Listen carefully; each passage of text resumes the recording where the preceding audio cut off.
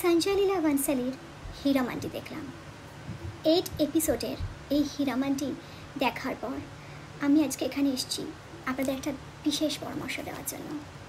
আপনারা যারা এই হীরামান্ডি অলরেডি দেখে নিয়েছেন তাদের আমার কিছু বলার নেই, কিন্তু যারা এখনও দেখেননি তাদের মধ্যে আপনি যদি পুরুষ দর্শক হন তাহলে এই হীরামান্ডি দেখার আগে অবশ্যই একটা আচকান করে নেবেন আর হাতে একটা বেলের মালা জড়িয়ে নেবেন।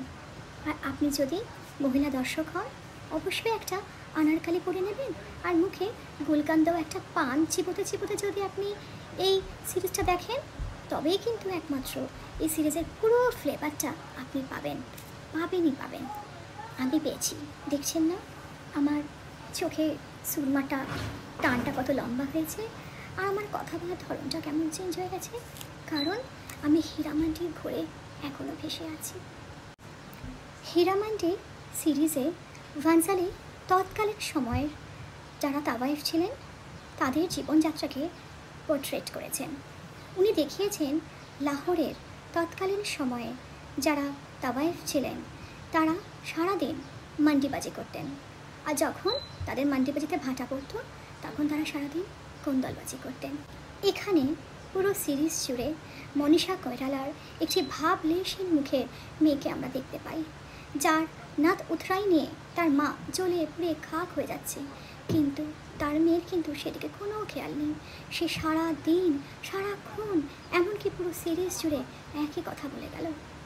एक बार देख लीजिए, दीवाना बना दीजिए, चलने को है तैयार, हम परवाना बना दीजिए। 8 এপিসোডের এই সিরিজে অসাধারণ গান আছে, আর আছে মাত্র 21টি ডায়লগ, যেটাকে কিনা টেনে টেনে টেনে বড় করে অসম্ভব সুন্দর নাজাকাত দিয়ে পুরো সিরিজটা এরা ভরিয়ে দিয়েছে। এই সিরিজে ভানসালি তাওয়াইফদের এমন ল্যাভিশ লাইফস্টাইল দেখিয়েছে যে আপনার ইনফিনিটি কমপ্লেক্সিটি হতে বাধ্য।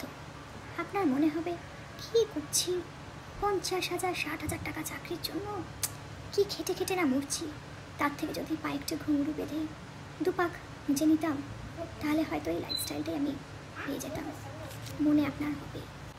যাই হোক, মজার কথা ছেড়ে এই সিরিজের ভালো দিকগুলো আপনাদের বলি। সঞ্জয় লীলা বনসালির 200 কোটি টাকা বাজেটের এই হীরামান্ডি দেখার মূল রিজন কি জানেন?